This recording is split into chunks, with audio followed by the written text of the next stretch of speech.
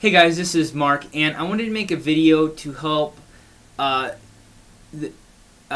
you out with one of the most challenging parts of starting to teach, which is completing the feedback for the parents effectively and efficiently, so you're not spending hours and hours after a block of classes trying to get it finished.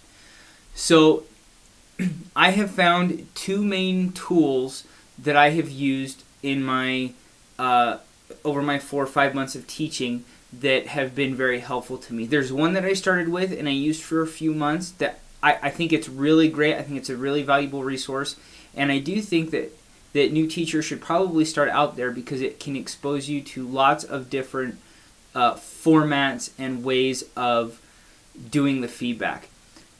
And this first one is what this video is going to be about. I'm going to do another video about what I use now, and I think what I am using now is effective because of using this first step. So, just to preface this first step is, this first tool is a paid one for $10 a month, and it's one that many of you have probably heard of. It's called Feedback Panda. So I'm going to show you two ways of using it. One, which is probably the most common, where we use it on the fly as new teachers. As we teach a new class, we write the feedback and submit it.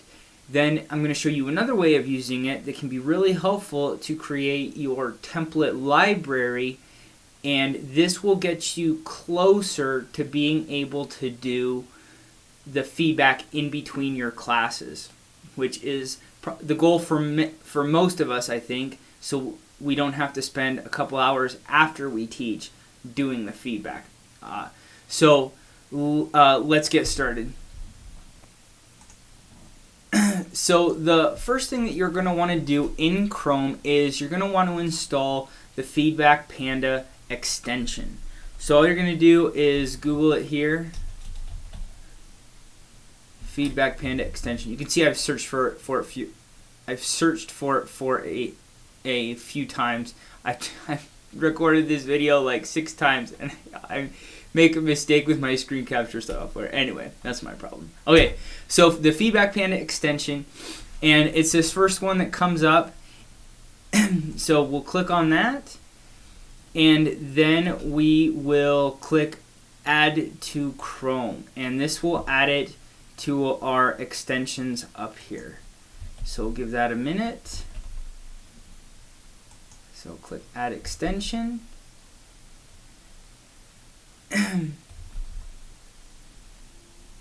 And it is installing.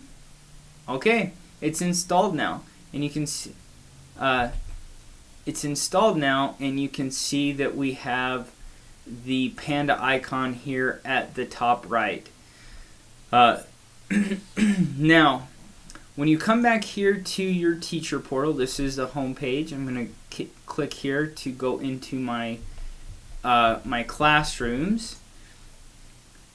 You will notice that there is a panda icon next to each class.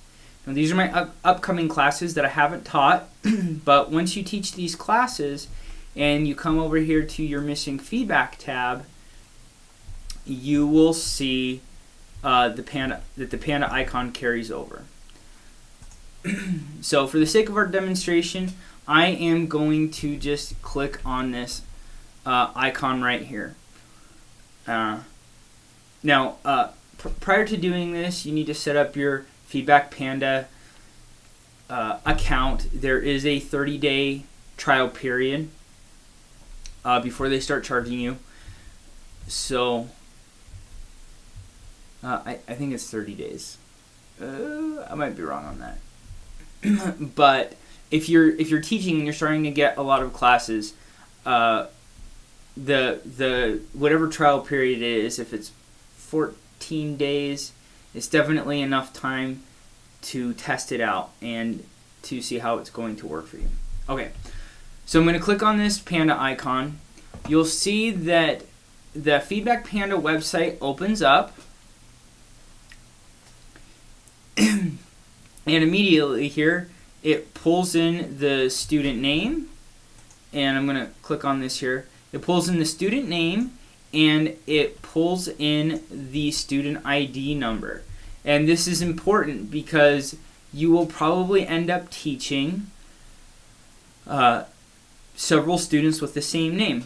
I have several Sophias that I teach. I've had several Leos and a few others. And this student ID that Feedback Panda pulls in tells it which Sophia or which Leo you're teaching.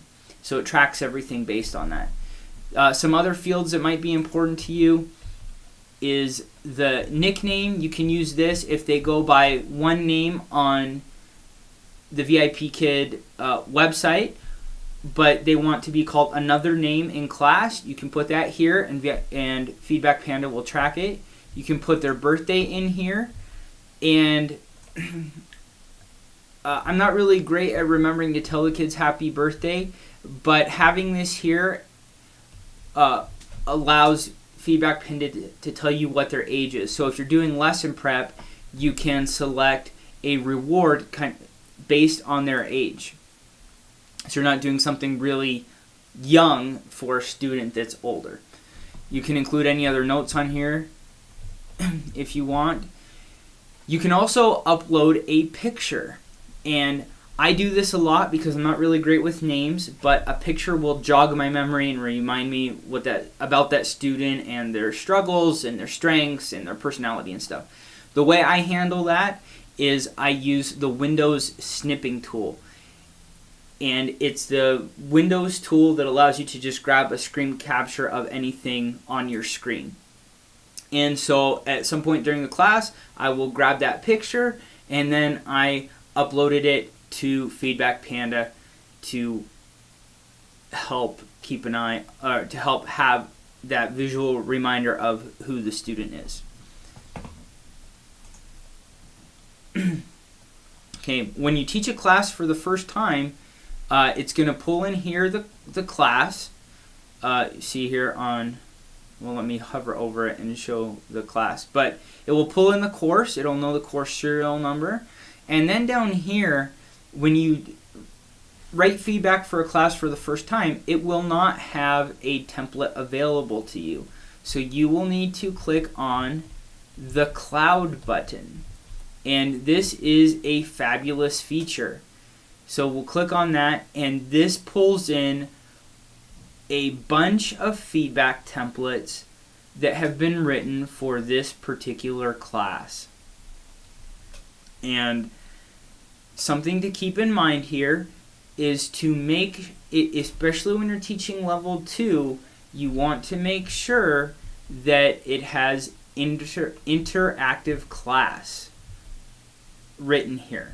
There was an old version of level 2 that was used until the end of last year, and it has pretty much been outdated and replaced by what's the interactive level 2. If you're a new teacher, you are only certified for the interactive level 2, and you just want to make sure that the feedback template that you pull in matches that. The slides are different, the material's different, and you want to make sure that you are writing about what's actually talked about in the class. So you can see they're arranged by popularity, so the one that's been used by the most teachers down to the ones that have been used by the least amount of teachers. Some things that I look for in a template, they may or may not be important to you. Number one, I look for templates that is written in the language that I would use. Some of them are not written the way I would talk. And I want to be genuine with the way I write my feedback, so I look for something that matches me. That's number one. Number two, I look for white space. I don't want a big block of text that I have to read. It takes me longer to read through it. I want white space so I can scan through it quickly and be able to make the adjustments that I want. So for the sake of our practice right now, I'm going to look at some of these. Oh, this first one here already has, let's see, it looks pretty good to me. You'll notice here that there is a male and a female template. So the pronouns are adjusted. you will notice that in both of them, you see this name in all lowercase in brackets. That's a placeholder that tells Feedback Panda to put the student's name in there when it generates the feedback that you're going to write. Let's see, just kind of looking through this quickly. It looks like this is pretty well written the way I would write. So I am going to import this template.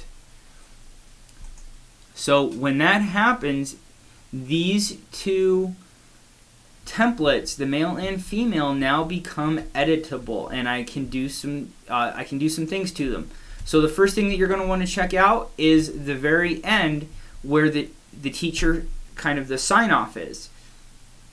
A lot of times the teacher will save the template with their name there, and obviously you're not that teacher, so you need to change it. So I'm going to write my stage name in here. I'm going to come up here, and if you watch my other video on feedback, I talk about writing some personal things that you talked about with the student during class. And I try to do this as often as I can. I can usually get something from all students that are like level 2, unit 5 or 6 and up. I can have some kind of personal conversation with them, and I try and mention that in the feedback. It lets the parents know that you've connected with their child and you are aware of things that are going on with them. And you will find out from some of the workshops, if you attend some of them, one of the things that Chinese parents really want is the opportunity for their child to have a conversation and practice their conversation skills with a native speaker. And so I think that this is a very important part of feedback. And I think it has a lot to do with why I was able to develop regular students so quickly. So the language that I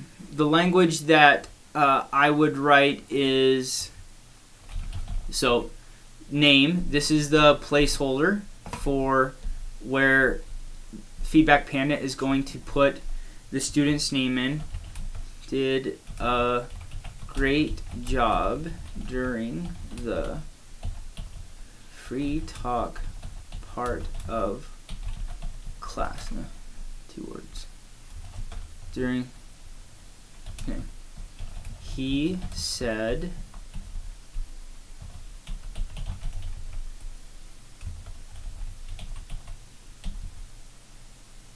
all right. So I am just writing this in here. This is my placeholder to remind myself to put something in. We've talked about something during class. So some templates you'll read through and want to make more changes to adjust some of the language and so forth. You only need to make your changes to one of these templates, because once you've made the changes here, I added my name and I added this language that I like to use, you can come over here and click Generate Female Template. And you'll notice that there is also a button for Generate Male Template. So if you are making adjustments you can make adjustments to the female side and have them carried over to the male side. So what I'm going to do is click this button, and Feedback Panda is going to take a second. Once it's finished, I can come down here and see that it has added the language that I included, and it has added my name. Now that my template is the way I like it, I can click the import button down here. And I just realized you might not be able to see that because it's behind my picture. But there is a green import button down here.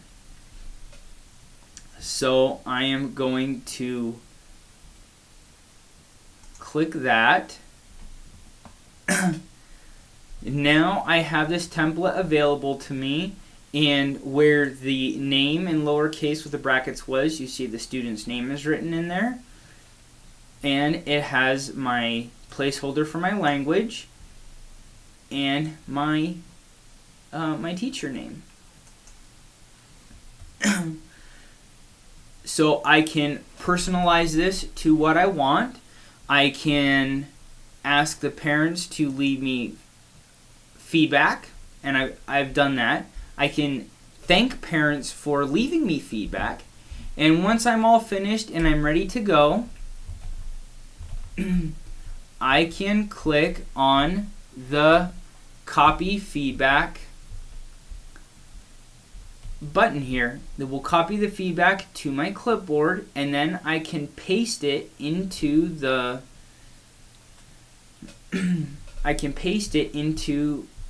feedback template on the VIPKid website. So that's as simple as that of writing to write the feedback. Some other things that you may want to use is the reward system. You can write what reward you used with that student, and Feedback Panda will track it so you don't end up using the same reward 4 or 5 times in a row.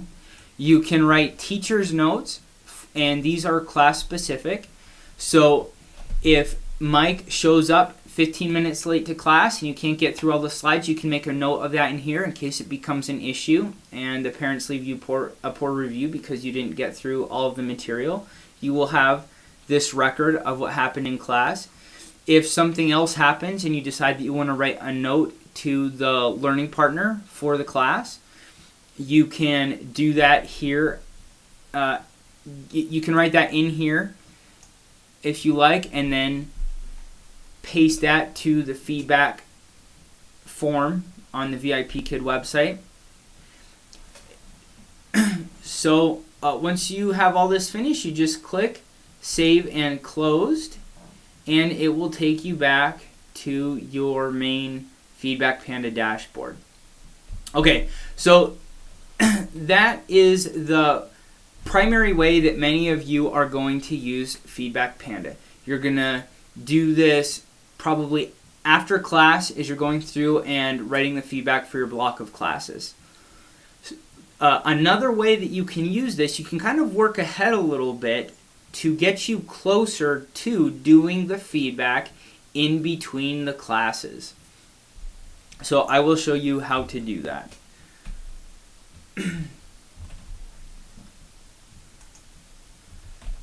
Okay, so when you log in your feedback, when you go to Feedback Panda and you log in, this is your dashboard. And you can come here to the VIPKid tab and come down here to templates. And this will show you all of your templates that you have created. So when you use that Panda button on the website and you look for your template, you adjust it, you save it, they will all be saved here. Now when you I have all of these because I have built my template library. When you start, you're not going to have that. And when your goal is to do feedback between classes, it just takes time to look for a template, read it, make the adjustments, then save it and personalize it to your student. 5 minutes isn't enough to do all that. So something that you can do is work ahead building your template library. So I'm going to come up here to the Feedback Panda Cloud button and click that. Now, these are all of the VIPKid classes. And the different prefixes here mean different things. And it's most common to be certified in levels 2 and 3 when you start. Some people certify for the mid-levels 4 and 5 as well. But we're going to say that you start off certified in levels 2 and 3. So you can come in here, and in this search bar, you can type the class serial number. So major course, level 2, unit 2. Okay, so this is already brought up the classes, and you can see all of the classes for oh, I messed up here. Unit 1. Alright, so this is the very first unit of level 2. There are 12 classes, and I can see these here. And you can see because of the way it filters these, it's bringing up Unit 10, which we don't want. So I'm just gonna. All right, cool. So these are the first 12 classes of level 2. All right, so I'm going to click on this one here, and I mentioned before about making sure that you select the class that you want the template for. When you search this way, it gives you more options than just the interactive class options. So you want to look for a template that has this interactive blue kind of prefix symbol thing here. And again, these are all arranged by popularity. And so I'm going to start with this first one. And you can see here, this is a big block of text. I don't really like that. So I'm going to look for something else. This one has some white space. So I like I like that. The language seems okay. And so so I am going to import this. Now,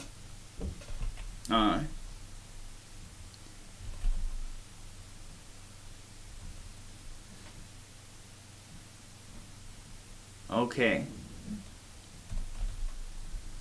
So I am going to click the import this template button.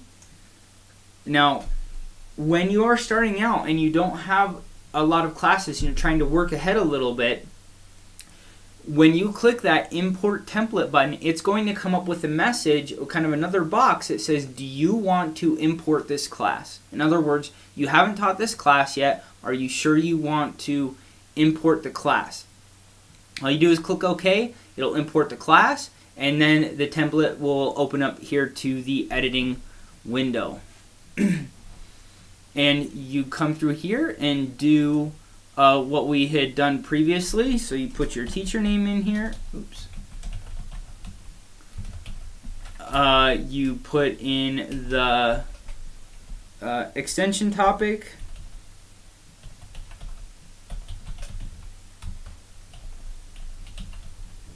Reminder. And make any other edits that you would like to it. In whichever side you want. Then click on the generate female template on the other side. Make sure that everything is updated the way you want, and then you can import this template. And you can go through and manually type in all of the course serial numbers for everything and work your way ahead. And the more you work your way ahead, the more you're going to teach classes that you've already saved templates for, and it'll get you closer to being able to do your feedback in between classes.